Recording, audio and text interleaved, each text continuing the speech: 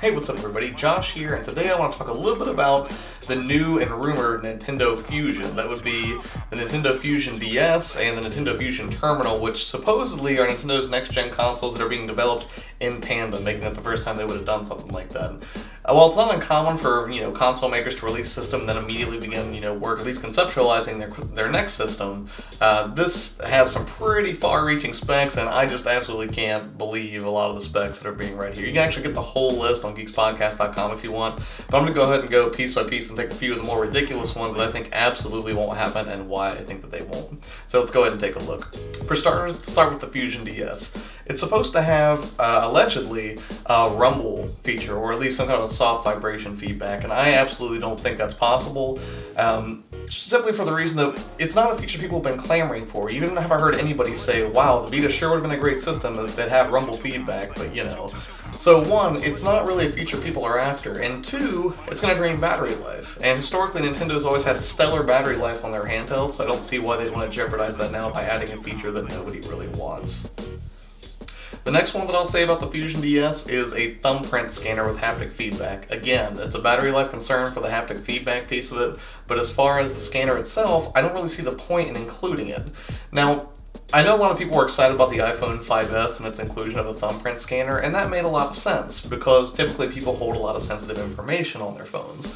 But Nintendo's for the most part, been pretty adamant that their systems are meant for gaming and gaming exclusively. I mean, you might be able to download Netflix or a web browser, but for the most part, you're not hauling around a lot of sensitive information on your gaming system. There's no reason that they couldn't just do a simple password like we've always used before. So the inclusion of biometric security, while it's certainly a convenient way to safeguard personal information, I can't see them spending the extra money on hardware just to make that feature available. The next feature I don't agree with are motorized haptic feedback thumbsticks. While it would certainly be novel and interesting to see, motorized, thumbsticks, that's something that I would rather see in a home console, not in my, handheld where battery life is paramount. Again, it's a battery life concern. However, I do think it's a great idea to add two sticks. PlayStation did it whenever they upgraded the Vita and put two, thumbsticks on it instead of just the one, with great results. So, if Nintendo added another circle pad, that probably wouldn't be outside the realm of possibility, but there's no way I can imagine them, doing motorized ones just because, again, it's a drain on the battery power, and, I just feel like that money could probably be used for better features on the system. Alright, let's go ahead and move on and take a look at the Fusion Terminal. The Fusion Terminal, allegedly, first off, my biggest beef is it's going to come in two different versions. Now, I know the Wii came in two different versions, but those were really just kind of like a premium version and a not-so-premium version, but largely the functionality was the same. What they're saying now is the Fusion Terminal is actually going to have a diskless version and a disk-based version. That's my first beef with this rumor, is that there's no way they're going to release a system that doesn't have a disk drive. Certainly we see digital pressing down on us more and more every year as digital distribution becomes more of like the standard for video game distribution, but optical's far from dead. I would have thought that this might have been the generation where they started to kill it off, but clearly it's still here. So for Nintendo to use anything other than Blu-ray or a custom format that they've developed optically, like the Dreamcast GD-ROM, for example, would be a huge mistake. A lot of people still go out to stores and they look to get their games there. Next up, the inclusion of a coaxial input. That just seems completely ridiculous to me. Cable providers, now almost every cable box you see comes with an HDMI output because they realize that people's televisions now don't, they don't take the RCA inputs, they don't even take, component inputs a lot of the time, or they do, but usually as a backup. Everybody has HDMI ports on their TV right now. So if anything, I would expect that if Nintendo really wanted to get a piece of that living room pie as far as television was concerned, that they would compete head-on with the Xbox One by including an HDMI pass-through capability. I think this is far more likely than, adding a coaxial connection, which I don't think we've seen on a system since the original NES, and even that was just kind of like an extra add-on, So yeah, there's no way they're going to do a coax input on this system. If anything, it's going to be an HDMI pass-through. Okay, this is something that I would love to see happen, but I'm guessing Nintendo's not going to do it.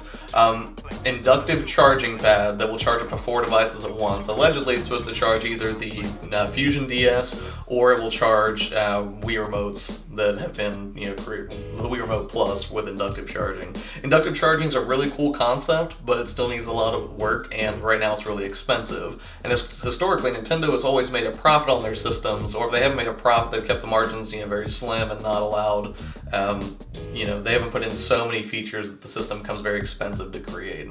You know, right now, really what Nintendo needs is more third-party support and more games, because right now they're relying almost solely on their first-party offerings, which is great. I mean, if you're a Nintendo fan and you love those games, of course you're going to pick up their system. The Wii U's a great system in its own right, you know, but I mean, even I ragged on it the other day whenever I did the last 90-second game news. It just doesn't have the games yet. It's not selling units because, well, I would say two reasons. Number one, I would say there's just not enough games for it, and a lot of third parties are kind of like, you know, giving Nintendo the cold shoulder for the Wii U. And the other thing that I'll say is there's kind of some marketplace confusion. The hardcore gaming crowd, of course we know the difference between a Wii and a Wii U. But for a lot of people out there, they don't know the difference. They see a Wii U and they think, oh, I've already got a Wii. They don't understand that it's actually an entirely separate system.